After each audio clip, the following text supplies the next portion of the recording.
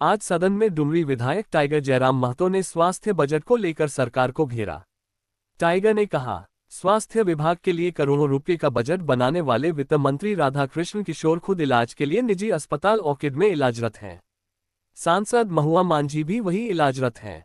Tiger ने कहा, अगर जनप्रतिनिधि भी रिम्स में इलाज करवाए तभी यह बजट सही मायने में जनता का बजट माना जाएगा। साथ ही टाइगर ने रोजगार को लेकर कहा कि गृह विभाग में 40,000 पदों की कटौती कर दी गई है। रोजगार बढ़ाने के बजाय घटाया जा रहा है। बोकारो जिला के 9 प्रखंडों के आउटसोर्सिंग संविदा स्वास्थ्य कर्मी वेतन के लिए धरने पर बैठे हुए हैं, उनके वेतन का भुगतान किया जाए। देखिए टाइगर ने कैसे सदन में दहाड़ा। आज स्वास्थ्य बजट पे चर्चा हो रही है और इस बजट को पारित करने वाले माननीय वित्त मंत्री स्वास्थ्य का लाभ ले रहे हैं, तो मैं उनके शीघ्र स्वास्थ्य की कामना करता हूं। लेकिन वो अपना इलाज करा रहे हैं ऑर्किड में। राज्यसभा सांसद महुआ जी भी स्वास्थ्य सेवा का लाभ रही है, मैं उनके लिए भी कामना करता हूं। उनका इलाज भी हो रहा है ऑर्किड में। आदरणीय गुरु शिबू सोरेन भी कुछ दिन पहले विशेष सेवा से दिल्ली गए थे इलाज कराने के लिए। माननीय डॉक्टर साहब भी अपने परिजन के लिए गुजरात गए थे इलाज कराने के लिए।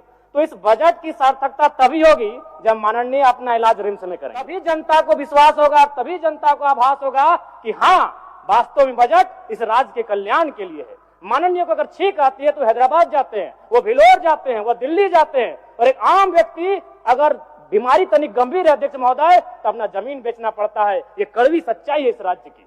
अध्यक्ष महोदय, अगर रिपोर्ट की माने तो पूरे देश में 834 लोगों पर एक डॉक्टर है। झारखंड राज्य में 3000 लोगों पे एक डॉक्टर है। और अगर WHO की बात करें तो 1000 लोगों पे एक डॉक्टर होना चाहिए।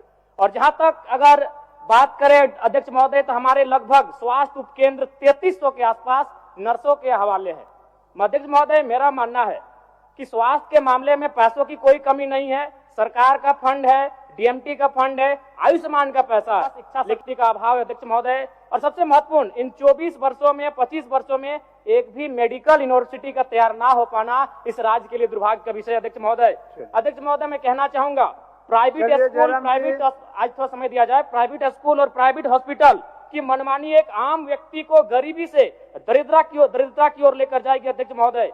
इसलिए मैं माननीय स्वास्थ्य मंत्री से कहना चाहूंगा, जो अभी मुख्यमंत्री गंभीर बीमारी योजना है उसमें 2-4 बीमारियों को नया ऐड किया जाए। महोदय 30 सेकंड हमको थोड़ा गृह पे थोड़ा 30 सेकंड दया कीजिएगा महोदय। आप रखिए बात। अध्यक्ष महोदय, गृह विभाग की अगर बात करें तो 4919 पुलिस के पद रिक्त, उनके आवेदन की तिथि 21 फरवरी 2024 थी, लेकिन अभी तक उसकी भरपाई नहीं हो पाई है। अध्यक्ष महोदय, एक बड़ा विचित्र मामला सामने आया है महोदय।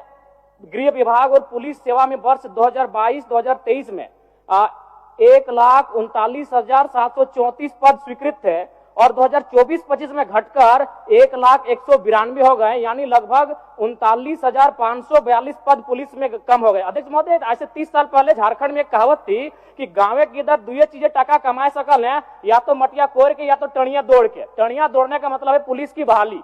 और हमारे पूर्वज जो पहली नौकरी लिया करते थे गाँव में, वो चौकीदार पुलिस की बहाली लेते थे और 40,000 की कटौती, जबकि हमारी जनसंख्या बढ़ रही है, हमारी आबादी बढ़ रही है और 40,000 पद कम किया गया अध्यक्ष महोदय। ये कहीं ना कहीं गंभीर विषय है, मैं आपको ये कहना चाहूंगा। कमी समय में अपनी बात को खत्म करेंगे। एक मामला है, थोड़ा संज्ञान में देना चाहिए मंत्री जी को, थोड़ा गंभीर मामला है। हमारे बोकारो जिला के कागज भेजवा दीजिए। थोड़ा सा सुन लिया जाए, थोड़ा 30 सेकंड में खत्म कर लेंगे। बोकारो जिला के 9 प्रखंड, कसमार, जरीडी, पेटरवार, गोमिया, बेरमो, नवाडी, चंद्रपुरा, चास, चंदनक्यारी, 9 प्रखंड के सामुदायिक स्वास्थ्य केंद्रों में आउटसोर्सिंग कर्मी जो हैं वो अनिश्चितकालीन धरना पर हैं। उनका जो है 5-6 महीने का वेतन नहीं मिला है। माननीय स्वास्थ्य मंत्री डॉक्टर साहब कृपया इस मामले को संज्ञान लेंगे और 5-6 महीने से उनका आउटसोर्स कंपनियों में। माननीय सदस्य धनंजय सोरेन, तो सवाल मेरा यही था कि आपका बजट अगर इतना सच्चाई है, इस बजट में अगर इतनी सार्थकता है, तो आप लोग अपना इलाज रिम्स में क्यों नहीं कर पा रहे हैं? मैं अपनी बात बता रहा हूँ। कुछ दिन पहले, चुनाव से पहले हमारा भी तबीयत खराब था, तो हमारे 2 इंजीनियर साथी हमको मिशन कलकत्ता की बात बता रहा हूँ। हालांकि खर्चा 20,000 ही हुआ था, लेकिन सवाल ये है कि राज्य की जो स्वास्थ्य व्यवस्थाएं हैं उन पर माननीय को यकीन क्यों नहीं है? आप बजट को लेकर बड़ी बड़ी डींगे हाँकिए, बड़े बड़ी कहानियां किससे सुनाइए, लेकिन इसकी सार्थकता एक आम जनता के लिए तभी होगी जब माननीय अपना इलाज रिम्स में करेंगे, जब माननीय अपना इलाज धनबाद के शहीद निर्मल महतो अस्पताल में करेंगे। इसलिए मैंने कहा कि आपको अगर छींक भी आती है तो आप हैदराबाद पहुंच जाते हैं, आपको अगर सर भी में खुजली होती है तो आप बेलोर पहुंच जाते हैं। और आम जनमानस ये सच्चाई भी है, अगर आम व्यक्ति अगर आप गाँव में जाएंगे तो अगर उसकी आयु 50 साल से ज़्यादा है तो कुछ आदमी यहाँ तक कहते हैं कि भाई अगर मरिए जाते हैं तो ठीक होते हैं, जो पैसा खर्चा कर रहे हैं इलाज में इससे बेटी का ब्याह कर लेते हैं या बेटवा को कहीं बिजनेस में सेट कर देते हैं। एक आम व्यक्ति की ये मानसिकता है।